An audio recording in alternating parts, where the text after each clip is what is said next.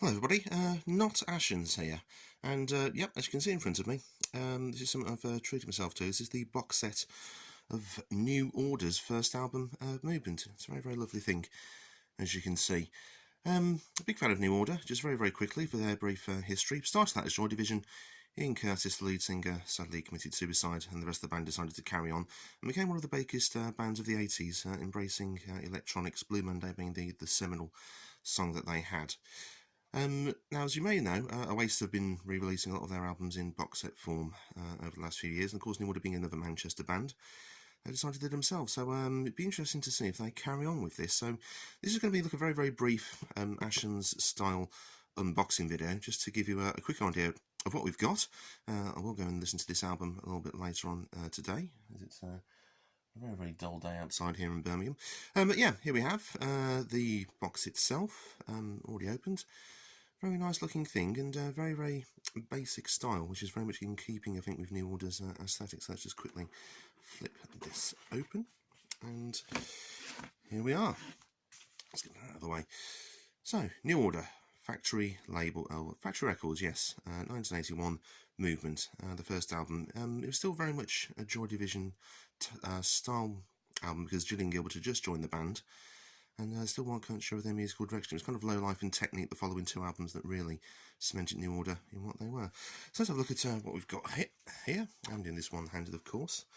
Of course, this is the album on vinyl itself. There's the track list, and yes, very, very nice. I do have a deck, so I'll probably give that a listen to later on as well. Now, something that you always like to usually get with this is a very, very nice booklet, which the band, of course, have been involved in, and some CDs as well, which we'll get to in a second. So, NewOrder, Movement.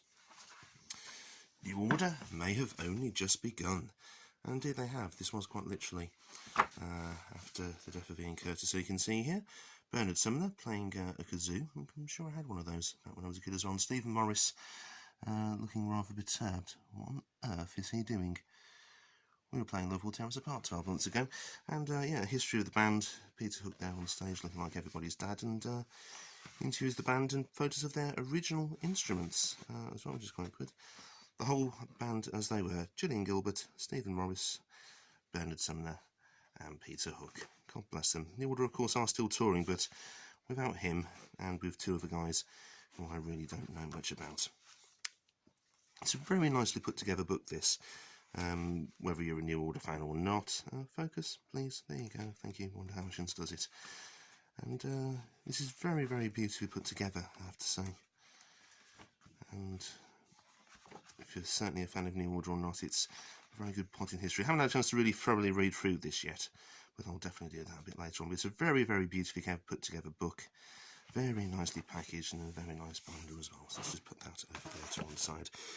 And of course you have, got my hand in the way there, the music itself, and this is probably what, get your thumb out of the way we did, what we're going to be having, of course, the original album on CD, with that very, very nice basic factory record style.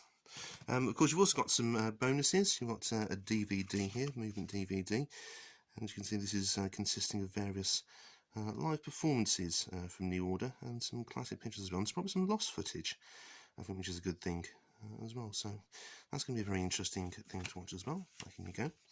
And also extras.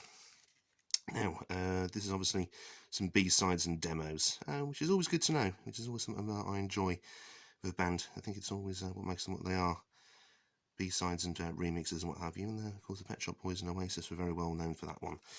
So let's just put all this back together. So it's a very, very nicely put together box set if you're a NewOrder fan. And certainly it's one of the classic albums. Wasn't very well received at the time, from what the press at the time actually said, but of course NewOrder evolved their sound afterwards, so it's a very, very important chapter in the history of a very great band. Let's put all this back together and pop the lid back on. Put it on the right way up as well, that would probably help. You can tell that I haven't really done this before, and but it's a very, very nice thing. There's only one real downside to this. It's not really a downside, it's not really a complaint either. But what we have over here are the 3 Oasis box sets that have come out over the last sort of 4 or 5 years or so. Of course, we've got the 25th anniversary of Definitely Maybe up there. What's the Story Morning Glory, and of course Be Here Now. Lads, please hurry up with the Standing on the Shoulders of Giants box set, because that had the best B-sides of any period of Oasis ever. And what you can see is you certainly do get a lot in these box sets. By contrast, the NewOrder one is very bare bones. Let's just take a look at some of the Oasis ones here. At the top here, you see you've got keyring, badges, the album itself. You've also got the album on vinyl. You've also got some samplers, a little pack there containing some postcards, and a tote bag, which I haven't really used as well. But coming down to What's the Story Morning Glory, you've got not just one, but two additional bits of vinyl. You've also got the album on cassette. I thought they were going to do that with Be Here Now, but apparently they didn't. But of course the album itself, and again some postcards. Same here with Be Here Now.